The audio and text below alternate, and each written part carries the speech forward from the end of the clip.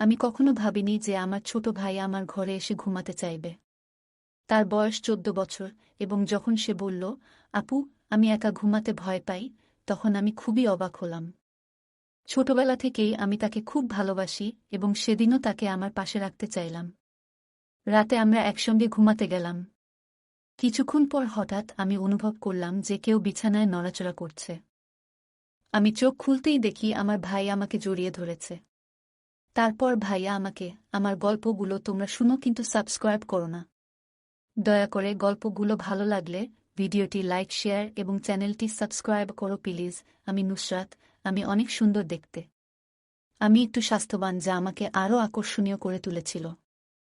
এই জন্যই হয়তো আমার ছোট ভাই আমার দিকে নজর দিয়েছে। আমরা দুই ভাইবোন আমাদের বাড়িতে একসঙ্গে থাকি। তবে যতদিন যাচ্ছে আমি লক্ষ্য করছি ওর আচরণে কিছু পরিবর্তন আসছে। আমি ভেবেছিলাম এটা হয়তো বয়ঃসন্ধির কারণে হচ্ছে। ও মাঝে মাঝে আমার খুব কাছাকাছি থাকত, আর যখন আমি জিজ্ঞাসা করতাম সে হেসে বলত, এমনি। আপু, ধীরে ধীরে আমি বুঝতে পারলাম ওর আমার প্রতি আগ্রহ বাড়ছে। তার চোখের চাহনি ছিল আলাদা। সম্প্রতি আমি লক্ষ্য করছিলাম আমার ছোট ভাই আমার দিকে বেশ মনোযোগ দিয়ে তাকাতে শুরু করেছে। প্রথমে আমি ভেবেছিলাম হয়তো আমি কিছু বেশি ভাবছি, কিন্তু যখন সে বারবার আমার রুমে এসে নিঃশব্দে আমার দিকে তাকিয়ে থাকত, তখন কিছুটা অস্বস্তি অনুভব করতাম। এক রাতে আমি ঘুমানোর জন্য প্রস্তুত হচ্ছিলাম, সে আমার পাশে এসে শুয়ে পড়ল। তবে আমি ভাবছিলাম, আমি কি ওর মনের অবস্থা ঠিকভাবে বুঝতে পারছি, নাকি আমি যা ভাবছি তা ভুল। আমি কোনোভাবেই তাকে আঘাত করতে চাইনি, কিন্তু একই সাথে আমাকে আমার ব্যক্তিগত সীমানা বজায় রাখতে হতো। সবকিছু ঠিকঠাক মনে হচ্ছিল না। এক রাতে আমি পড়াশোনা করছিলাম, হঠাৎ সে এসে বলে উঠল, আপু, তুমি কি আমার উপর রাগ করেছ? আমি অবাক হয়ে তার দিকে তাকালাম। তার চোখে কিছুটা অস্থিরতা ছিল, যেন সে বুঝতে পারছে আমি কিছুটা অস্বস্তি বোধ করছি। আমি শান্তভাবে বললাম, না, রাগ করিনি। কিছুক্ষণ চুপ থাকার পর সে বলল, জানি না, কিন্তু যখন তোমার পাশে থাকি তখন আমার ভালো লাগে। তার কণ্ঠে কিছুটা দ্বিধা ছিল, যেন সে নিজেও পুরোপুরি বুঝতে পারছে না কি ঘটছে। তার এই রকম পরিবর্তন আমার কাছে ভয়ের চেয়েও কিছু বেশি ছিল। আমি চেষ্টা করছিলাম তাকে বোঝাতে, তুমি বড় হচ্ছ, তাই কিছু বিষয় বোঝা কঠিন হতে পারে। কিন্তু আমাদের ব্যক্তিগত জায়গা বজায় রাখা খুবই গুরুত্বপূর্ণ। এখন সময় এসেছে আলাদা ঘুমানোর অভ্যাস তৈরি করার। কিন্তু সমস্যা হল, সে শুধু রাতে নয়, দিনের বেলাতেও সবসময় আমার পাশে থাকতে চাইত। আমি যেখানেই যেতাম সে আমার সাথে থাকত। এমনকি আমি রান্নাঘরে কাজ করলেও সে এসে সেখানে বসে থাকত যতক্ষণ না আমি কাজ শেষ করি।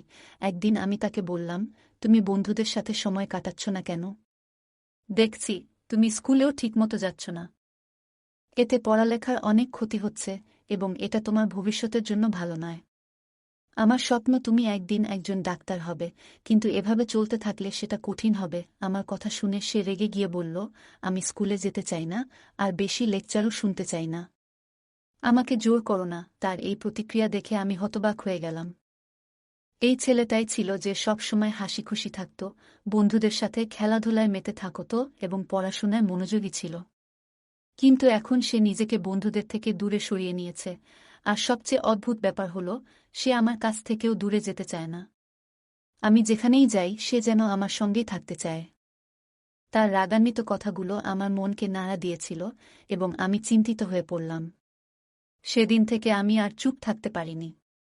আমি সিদ্ধান্ত নিলাম ওর সাথে মন খুলে কথা বলার সময় এসেছে। সে যখন রাতে আমার সাথে ঘুমাতে এলো, আমি আস্তে করে বললাম, তোর কি হয়েছে? আগে তুই সব সময় বন্ধুদের সাথে থাকতি, এখন কি হয়েছে আমাকে বলো। কিছুক্ষণ চুপ থেকে সে বলল, যখন আমি স্কুলে থাকি বা বন্ধুদের সাথে খেলি, তখন মনে হয় তুমি আমার থেকে দূরে চলে যাচ্ছ। মনে হলো হয়তো সে আমাকে তার জীবনের কেন্দ্র হিসেবে দেখত, আর এখন আমি বড় হচ্ছি, তাই ধীরে ধীরে তাকে ছাড়িয়ে যাচ্ছি।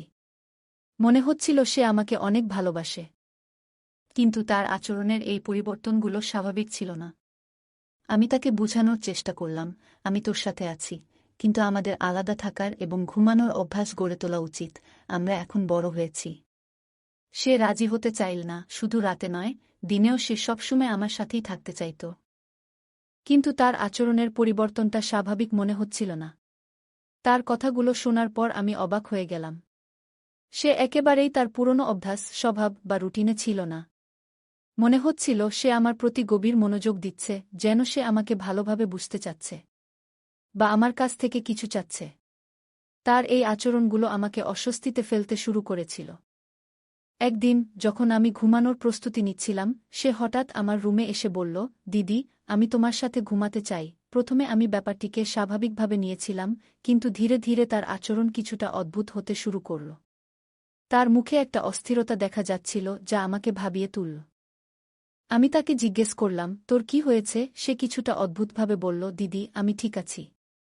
আজ আস্তাবলে গিয়েছিলাম, সেখানে ছাগলের দুধ পান করেছি।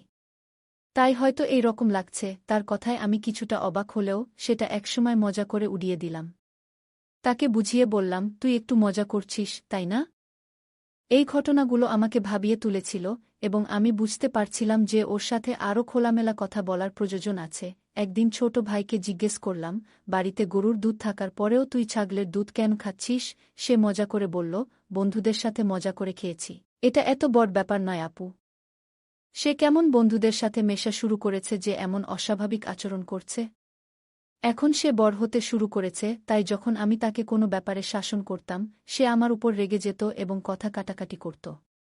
এরপর একদিন মাঝরাতে আমার ঘুম ভেঙে গেল এবং দেখলাম ছোট ভাই আমার দিকে তাকিয়ে আছে। এটা দেখে আমি একটু অস্বস্তি বোধ করলাম।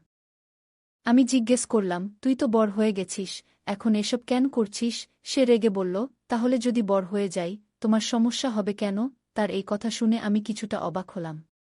পরে বললাম, ঠিক আছে, তুই আমার সাথে ঘুমাতে চাইলে কোনো সমস্যা নেই। সে চুপ হয়ে গেল। তারপর থেকে যখনই আমি ঘরের কাজ করতাম, তার দৃষ্টিতে একটা অস্বাভাবিকতা লক্ষ্য করতাম। মনে হতো সে আমাকে সবসময় অনুসরণ করছে। এমনকি রাতে যখন আমি ঘুমাতে যেতাম, সে আমার ঘরে এসে বসে থাকত না ঘুমিয়ে। আমি নিজেকে শান্ত করার চেষ্টা করছিলাম। জিজ্ঞেস করলাম, তুই কেন এখনো জেগে আছিস? সে উত্তর দিল, কিছু না, ঘুম আসছে না। তার কথার ভেতরে কিছু যেন লুকিয়েছিল যা আমার বোঝার বাইরে ছিল। পরিস্থিতি আমার জন্য অস্বস্তিকর হয়ে উঠছিল, কিন্তু একজন বোন হিসেবে আমি তাকে উপেক্ষা করতে পারিনি। যদিও ওর এই অদ্ভুত আচরণ আমাকে বিরক্ত করছিল, আমি বুঝতে পারছিলাম না কেন সে এভাবে আমার দিকে তাকিয়ে থাকত। আমি আরও চিন্তিত হয়ে পড়লাম যখন হঠাৎ ঘুম থেকে উঠে দেখি আমার ছোট ভাই একদম চুপচাপ বসে আছে আমার পাশে।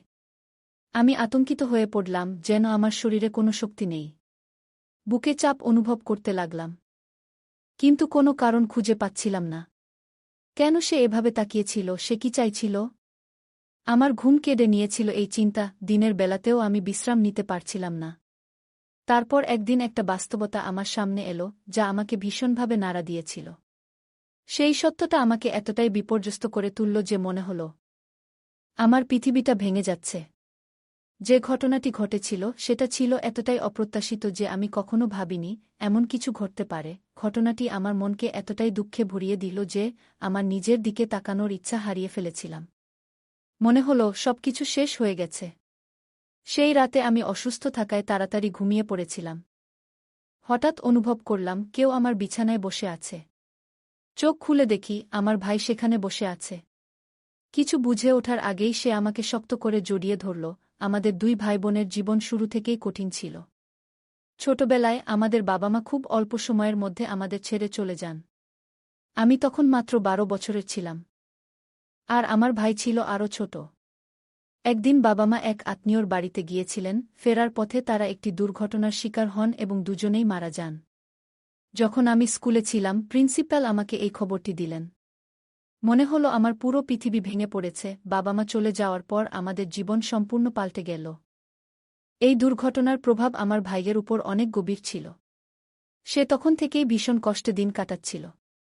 তার কান্নার ভেতরেই আমি বুঝেছিলাম এত অল্প বয়সে সে কত বড় শোক বয়ে বেড়াচ্ছে। আমার ভাই তার বাবার সাথে ঘুমাতে অভ্যস্ত ছিল, কিন্তু তার মৃত্যুর পর সে ভীষণভাবে ভেঙে পড়ে। আমার চাচা তাকে একজন ডাক্তারের কাছে নিয়ে যান এবং ডাক্তার তাকে ঘুমের ওষুধ দেন। ওষুধের কারণে সে বেশিরভাগ সময় ঘুমিয়ে থাকত। আমাদের বাড়িতে দুটি অংশ ছিল, একটি আমাদের আর একটি ছিল চাচার। চাচার দুই ছেলে ছিল, কিন্তু কোনো মেয়ে ছিল না, তাই চাচা আমাকে খুব স্নেহ করতেন। চাচির মনেও সব সময় মনে হতো আমি যেন তার সন্তানদের অধিকার ছিনিয়ে নিচ্ছি। যদিও তার 2 ছেলেও আমাকে পছন্দ করত এবং আমাদের সম্পর্কের ব্যাপারে কখনোই কোনো আপত্তি করত না। তবুও চাচি আমাকে অপছন্দ করতে শুরু করেছিলেন। বিশেষ করে যখন তিনি মনে করতেন আমি তার প্রতি অন্যায় করছি। আমার মা একটি সমৃদ্ধ পরিবারের মেয়ে ছিলেন এবং চাচি তার কারণে সব সময় মানসিক চাপ অনুভব করতেন। আমার মা-বাবা সবসময় আমাদের পাশে থাকতেন। আমি যখনই তাদের বাড়িতে যেতাম, চাচি আমাকে অনুসরণ করতেন এবং বলতেন যে আমি আর ছোট নই। আমার নিজের এবং আমার ভাইয়ের যত্ন নেওয়া উচিত। তিনি সবসময় আমাকে মনে করিয়ে দিতেন যে বাড়ির দায়িত্ব এখন আমার কাঁধে। এসব কথা আমার মনকে ভারী করে তুলত, আর আমি তখনও বাবা-মায়ের মৃত্যুর শোক কাটিয়ে উঠতে পারছিলাম না। এই পরিস্থিতি আমাকে আরও দুর্বল করে তুলেছিল এবং আমার সমস্যাগুলো যেন আরও বেড়ে গিয়েছিল। আমি প্রতিদিন মা-বাবার কথা মনে করে কাঁদতাম। আমরা তাদের জীবনে কতটা সুখী ছিলাম, কিন্তু এখন মনে হচ্ছিল যেন আমাদের পৃথিবী উল্টে গেছে। এত কম বয়সে আমাকে জীবনের কঠিন বাস্তবতার মুখোমুখি হতে হয়েছিল। চাচাও আমাদের জন্য খুব চিন্তিত ছিলেন, কারণ তিনি আমাদের দুজনকেই খুব ভালোবাসতেন।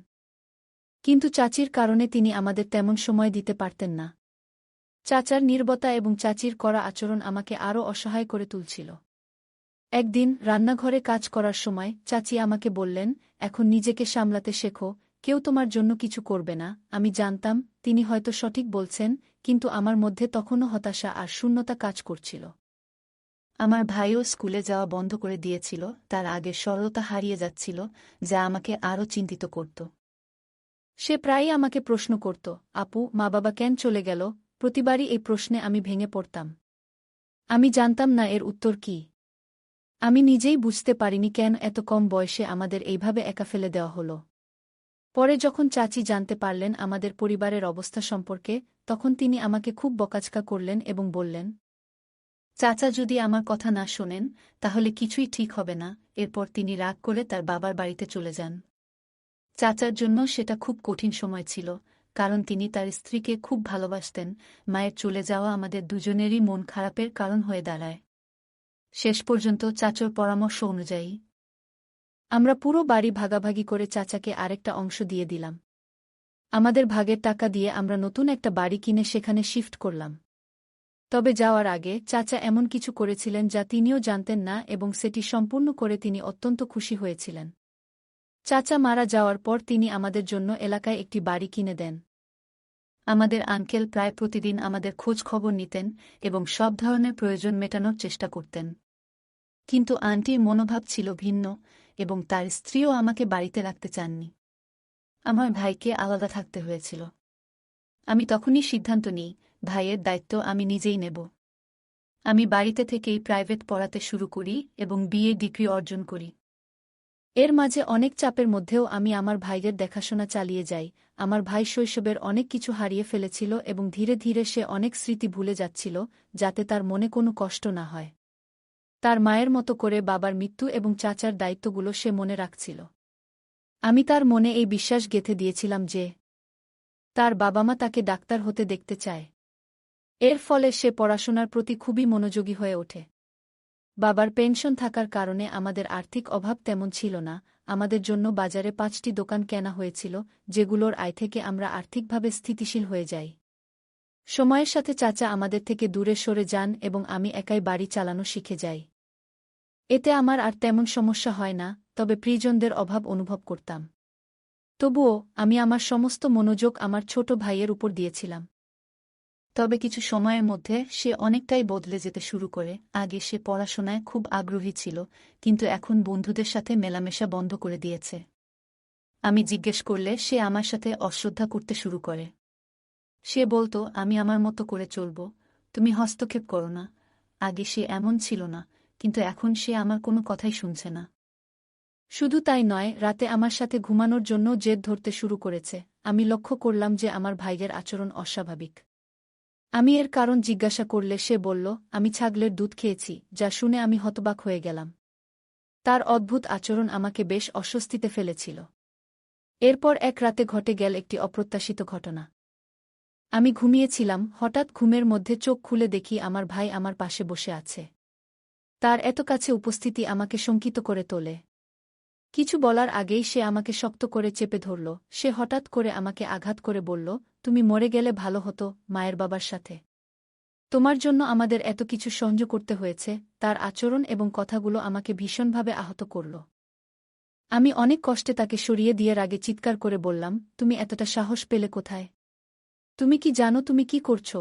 আমার ভাই তখন আমাকে আরও বিরক্তির সাথে বলল, আমার জীবন নষ্ট হয়ে গেছে শুধু তোমার জন্য, তুমিই আমার সমস্যার মূল কারণ।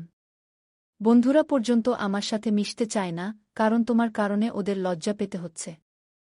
তার কথা শুনে আমি হতভম্ব হয়ে গেলাম। সে আরও বলল, একদিন আমি যখন বন্ধুদের সাথে খেলতে গিয়েছিলাম, তখন আমার এক বন্ধুর মা আমাকে তাড়িয়ে দিয়ে বলেছিল, তুমি খারাপ মেয়ে বলে তোমার সাথে আমাদের ছেলেদের মিশতে দিতে পারব না। তোমার বোনের কারণেই সবকিছু নষ্ট হচ্ছে, সেই ছেলেটা তোর সাথে সময় কাটায়। আর সবাই মনে করে তুই অন্যদের জীবন নষ্ট করে দিচ্ছিস। এখন পাড়ার অনেক ছেলেরা আমাকে নিয়ে ঠাট্টামস্করা করে, আমি স্কুলে যেতে পারছি না, খেলতেও পারছি না। আমি একটা ছেলের সাথে রিলেশনে ছিলাম, সেটাকে সবাই খারাপভাবে নিয়েছিল। সেটা আমি জানতাম না। আমার ভাইও এটাকে অনেক খারাপভাবে নিয়েছিল। আমি এইসব শুনে ধাক্কা খেলাম, কিন্তু কিছু বলতে পারলাম না। এতদিন যা করেছি ভাইয়ের ভালোর জন্য, আজ সে আমাকে দোষারোপ করছে। তারপর আমি চাচা আর মামাকে ফোন করে সব জানালাম। তারা আমার ভাইজের এই ধরনের আচরণে অবাক হয়ে গেলেন। কিছু আত্মীয় অনেক দিন বাড়িতে আসেনি, তাই তারা জানত না আমাদের পরিস্থিতি। ভাই শেষে বলল, তোর বোনের সঙ্গে সম্পর্ক রাখার জন্যই আমার বন্ধুরা আর আমাকে মেনে নিচ্ছে না। আমি আমার ভাইয়ের দেখাশুনে করার জন্য কিছু দিন পর বিয়ে করে নেই। কারণ বাবা মা না থাকার কারণে আমাদের অবস্থা দিন দিন খারাপ হতেছিল। ভাইও দিন দিন আমার প্রতি তার রাগ বাড়তেছিল। এসব দেখার পর আমি সিদ্ধান্ত নেই বিয়ে করার। আমার যার সাথে রিলেশন ছিল আমি তাকেই বিয়ে করি, যাতে সব ঠিক হয়ে যায়। এই কথাগুলো শোনার পর আমার ভাইয়ের প্রতি আচরণে আমি অনেক ভুল করেছিলাম। সে আমার কাছ থেকে বেশ হতাশ ও বিব্রত হয়েছিল। তাকে আমি একসময় দূরে সরিয়ে দিয়েছিলাম, কারণ তখন আমার পক্ষে কিছু বলার বা তাকে ক্ষমা করার পরিস্থিতি ছিল না। আমি জানতাম এই সমস্যা থেকে বেরিয়ে আসতে সময় লাগবে। আমারও কিছুটা সময় দরকার ছিল, কারণ আমি বেশিক্ষণ কারও উপর রাগ ধরে রাখতে পারি না। আমাদের কখনো কখনো নিজেদেরকে সময় দিতে হয়, যাতে পুরনো ভুলগুলো ভুলে এগিয়ে যেতে পারি। আমার বিয়ের পর সব ঠিক হয়ে যায়। ভাইয়ের ভুল বুঝা থেকে সব কিছুই একে একে ঠিক হতে থাকে। এরপর আমি কিছুটা সময় নিয়ে নিজেকে শান্ত করি। আমি আবারও নতুনভাবে জীবন শুরু করি এবং আমার স্বামী ও ভাইয়ের সঙ্গে এক বাড়িতে থাকা শুরু করি।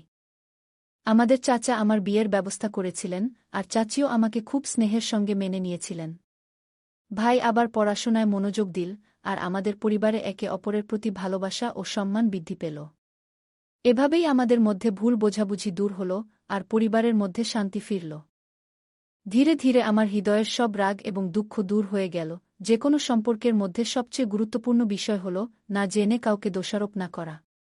এই অভিজ্ঞতা আমার এবং আমার ভাইয়ের মধ্যে আরও গভীর বন্ধন তৈরি করেছে। গল্পটা কেমন লাগলো জানাতে ভুলবে না। আরও মজার মজার রোমান্টিক গল্প শুনতে চাইলে ভিডিওটি লাইক, শেয়ার এবং চ্যানেলটি সাবস্ক্রাইব করতে এবং বেল আইকনটি ক্লিক করতে ভুলবে না। ধন্যবাদ।